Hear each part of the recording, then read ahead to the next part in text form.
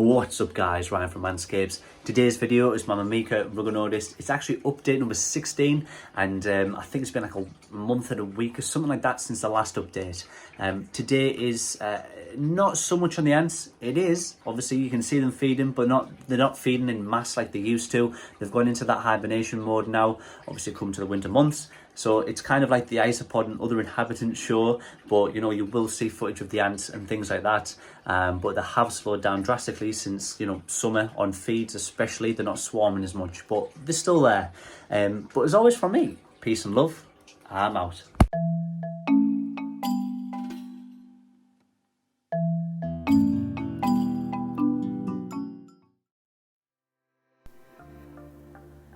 Here you can see the Indian stick insects. Now I've got 3 of these still in the tank. Obviously I bought 3. I am hoping soon though that they start to produce babies, lay some eggs. But obviously I'll never really know because sort of spotting them out in this little jungle here is going to be quite difficult. It has shed, so it's just increased in size. You know, I'm hoping it reaches maturity soon to breed. And you know, this ant here is having a field day on the shedding. It's eating some of it and it's going to take some more back to the colony. You know, for the rest of them to feast on. I did check it the next day and it was gone, so I don't know if it just fell off and got ate by the isopods and the ants, but we'll see. They are isolating, they're not swarming as much as they used to. If you look at the updates, obviously you'll know that they absolutely swarm food. But you know, it's been a year almost in this tank with these, and I'm absolutely over the moon that, you know, we've got to that stage where you know, it's almost been a year in the tank. The setup itself is still going great. The plants are still getting fertilized as much as they need to from, you know, everything that's in the tank fertilizing the soil. So I honestly couldn't be happier with how this has turned out. The isopods have absolutely ate this, you know, completely nearly, but they love nesting inside this. So I am super glad that I put it in there. There's one of my Armadillium champagne isopods. They are very, very cute, and you know, they do add that pop of colour. This one is a bit of a young'un, we'll say, but you can see there that they're just absolutely feasting on this all the time, constantly pushing each other out the way for food and showing dominance over each other. And you can see there, ant carrying, you know, a dead worker to the dead worker pile. Just sort of looking at it here, the reason I've got the shot is because you can see the snail there just in the soil, half buried. It is taking, it is going into the tunnel as well. There's another one of the Indian stick insects. I believe this one was almost due to mold, so I've noticed they go down to the water section when they are due to, I don't know if it's for extra humidity to help it mold. It will be, but you know, it just seems odd because I can imagine not very good swimmers. How cute are these, by the way? And there's an adult Armadillium champagne. They're absolutely gorgeous. I really, really love these isopods, and I'm so glad I added them in here because, like I said, the population of these is absolutely booming. I'm hoping I can get my Armadillium Winery orange in there, and you know, hopefully they have like some crossbreeding and get some absolutely crazy mad colours from them as well. I've just got the yellows also, you know, and there's a video I've posted which is the unboxing from Micro Exotics, which shows the new isopods I've got. You can even see here, it's sticking his head through the leaf, trying to get stuck in. So, you know, they always are trying to push the luck. I really, really like it. I love it, to be honest. And here they're just having a field day. This is where they left it. They've ate all the juicy protein, now the ants, and it's for the isopods, or fair game.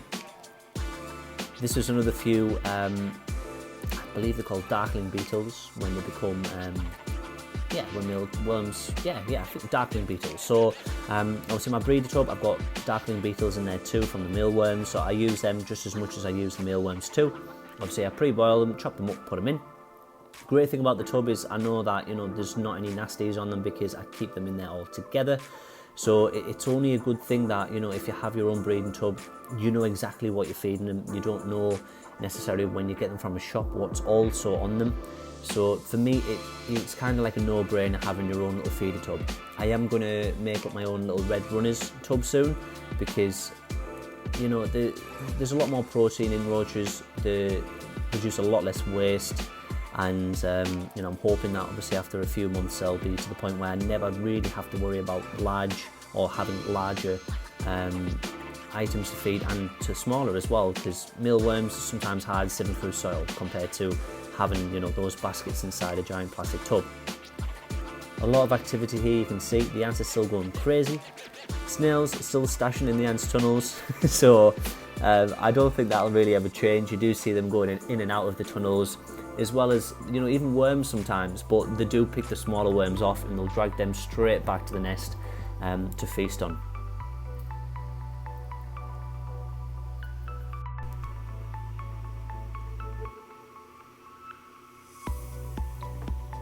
As you can imagine, there's still a lot of maintenance to do on this. I have to still cut it down every week or two. I have noticed it's slowed down slightly. That's because I do cut a lot of the nodes. Interesting fact for you there, I showed the variegated trade censure. Now, some plants do get variegation, and it's actually due to a virus. Not all of them, but that is, you know, one of the reasons why. How cool is that sick insect, by the way? I was actually doing the maintenance and I noticed it was on the sleeve of my jumper. So anyway, I just basically took it off, put it back in, and, you know, cracked on with the rest of the sort of trim down. I did add moss in here. By night time, it was fairly chill. You know, everything is sort of mellowed down. There's not as much activity. You know, when you spray it all down, you cut all the plants, you notice that there's never as much going on, but you can still see the ground there. It looks like it's constantly moving because there is activity going on. I do have to top up that sugar feeder. The isopods obviously feast on that as well. Other inhabitants, even things like the bean weevils I've put in there, even, you know, the flightless fruit flies will go in there and have some, so it's a fine balance. If you take a close look, you can see one of the grubs just moving through there. It's actually going to a piece of apple that I put to the back, but unfortunately I didn't get a good enough shot. You can just see that it's moving a lot of things around. They are still swarming slightly, but as mentioned, not as much, but they're still taking food. Obviously this is in room temperature.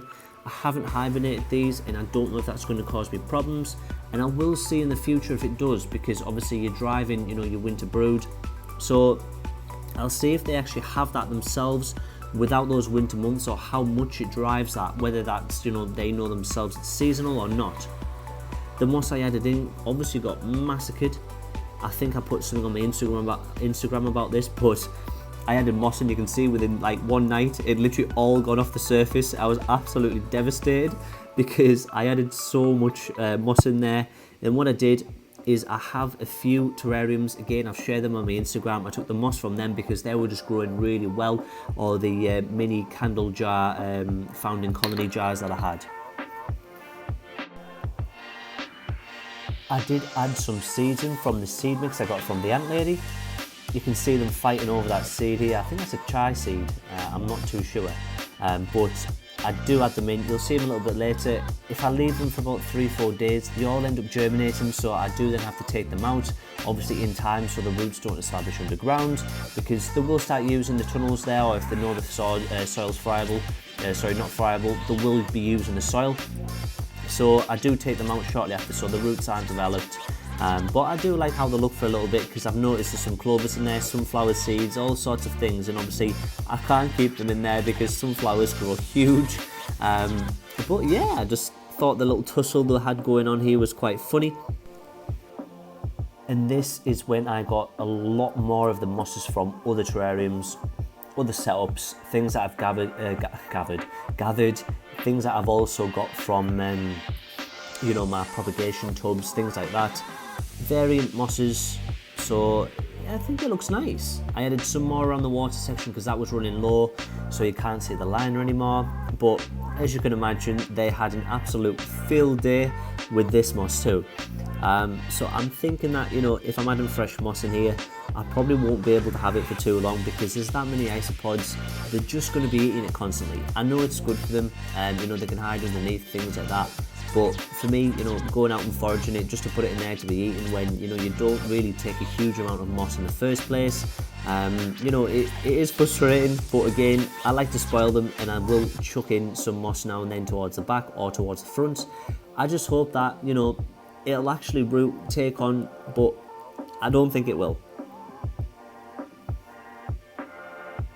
Oh, and we've got another 2 eggs in here. So the morning geckos has blessed us with another 2 eggs. and I couldn't be happier. So we've now got 3 eggs in here. One of them's almost there.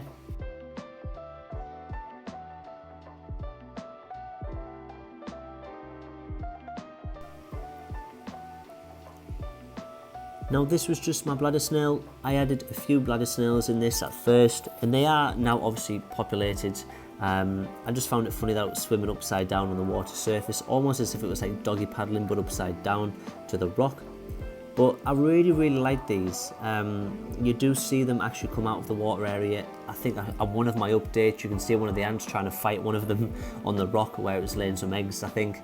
But yeah, you see one of the ants getting into a little tussle with it. I can't remember which update it was, but you will see that if you look at the playlist. I will tag the playlist in though, so you can actually see the playlist and go through all of the updates, and you'll see the tank develop. You'll see all the new inhabitants going in on each video nearly. So it is quite a good playlist to watch, especially if you see from like the first video how minimalistic the tank is to how much the plants just took off. Everything just boomed in population, and you can see how it boomed in population. Look at that. Look how many isopods are just massacring that moss. It's great. By great, I mean it's not great at all, because I really wanted the moss in there. Here's some of the seeds that have germinated, so I will be taking those out, and again I'll just replace the seeds, put some more in there, because I've noticed that the ants also use them to their full advantage. And again, all that leftover food is getting absolutely scoffed by those isopods. You can see one of the dairy cows there, Porcellio dairy cow, going into the tunnels out of the way. This is when I've just turned the lights on, so hence why there's so many out on the surface as well. There's normally a lot more on the night lights with all the red lights. You see absolutely tons, to the point where it literally looks like the tank's actually water, or that's water from the soil level, because it's all moving that much. It's absolutely crazy.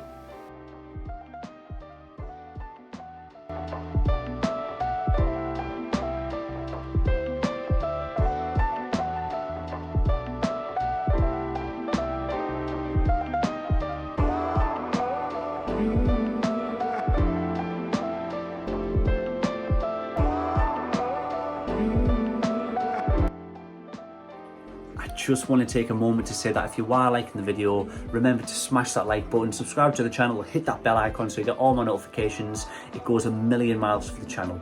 But regardless, we'll get straight back to it. Again, if you watch the unboxing video, you'll actually see that they sent me some dried fish. Now that there was literally just the bone left from the fish. They ate all of that dried protein, and this is just a fish skeleton. These, I think I put about 5 large locusts in. I'd boiled them, put them in, and next day, I mean the ants were feasting on this as well, but the following day the isopods took over, and you can see just how much they absolutely loved all of this. I put in a few fish and obviously the locusts, and they just had an absolute field day with these. But I hope you liked the video. Apologies there's not as much ant activity going on, but they're going into hibernation. There's millions of isopods to see though, but as always from me, peace and love, I'm out.